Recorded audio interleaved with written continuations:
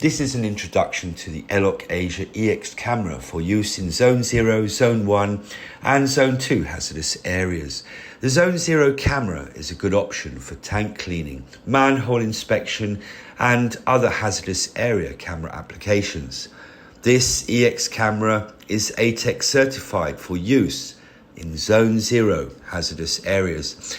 It can be permanently installed in tanks, reactors, production facilities, sump pits, and anywhere that permanent monitoring through a camera is necessary. It is a unique device that allows operators to view the process in hazardous zones from a remote location. This camera stands apart from other cameras which might only have the certification required for Zone 1 or 2.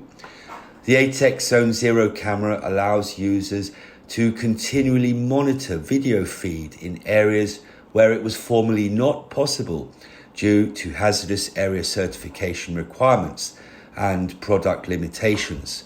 The camera also contains a powerful integrated light and various lenses are available. This camera can work from a 120 meter distance and has IP68 protection.